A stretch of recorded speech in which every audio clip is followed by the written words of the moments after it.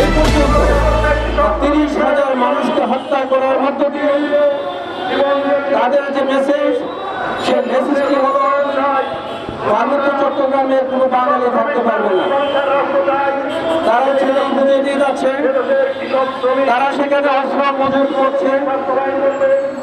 এগুলি একটা আন্তর্জাতিক ষড়যন্ত্র। তাদের শক্তি, তাদের পাশে আছে ভারত এবং বার্মা।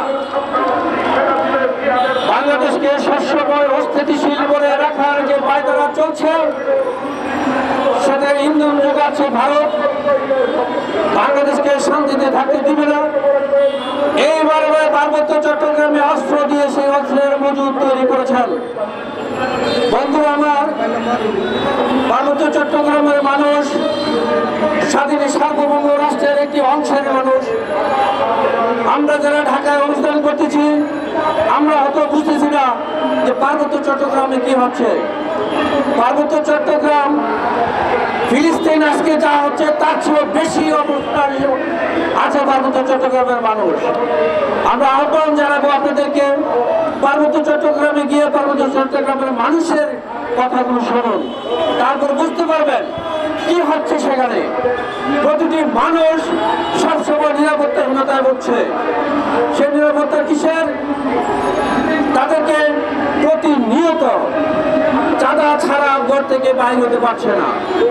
আপনি চাকরি বলেন, ব্যবসা বলেন, যে কোনো মুহূর্তেই তাদেরকে চাঁদা দিয়ে চাঁদার উপরে বসবাস করতে হয়। আপনারা আগে বলবেন বাংলাদেশের সরকারি প্রশাসন কি সেখানে নেই? আছে। বন্ধুরা, আপনি বিশ্বাস করবেন কিনা জানি না, প্রশাসনের লোক চাঁদা দিয়ে সেখানে থাকতে হয়।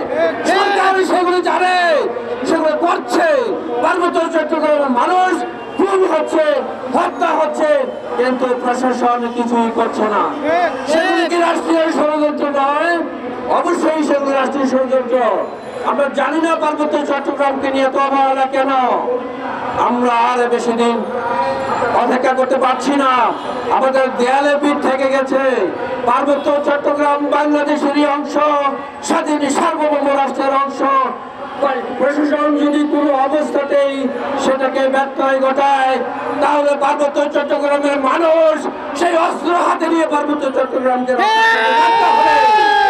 আমরা বিশেষভাবে জানাতে চাই, আদিবাসী ইস্যু, এই টঙ্কু ইস্যু দিয়ে পার্বত্য চট্টগ্রামকে আপনারা দখল করতে পারবেন না। আপনারা সরে আসুন।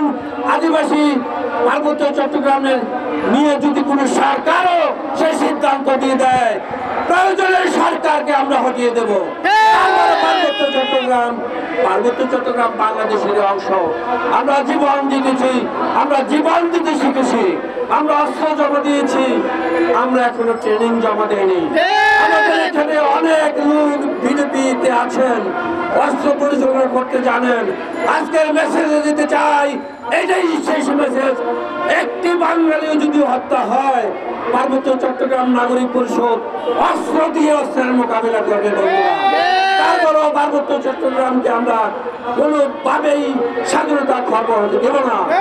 বন্ধুরা আমার, আপনারা জানেন কত কিছুদিন আগে আদিবাসী, আমরা জানি না, আমাদের বাঙালি বন্ধুরা, বাংলাদেশের মানুষ জেনে হোক না জেনে হোক, জেনে হোক না জেনে হোক, আপনারা যে তাদেরকে এত দুর্বল ভাবছেন, এগুলো তো দুর্বলের কথা নয়।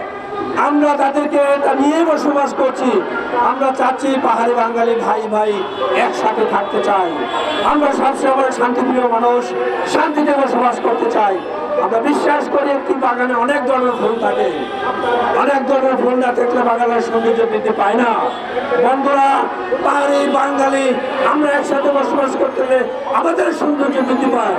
কিন্তু বিশেষ একটি চক্র অত্যন্ত সুপরিকল্পিতভাবে পার্বত্য চট্টগ্রামকে নিয়ে তারা যে ষড়যন্ত্রে খেলছে, সেটি তো সুন্দর হতে দেয় না।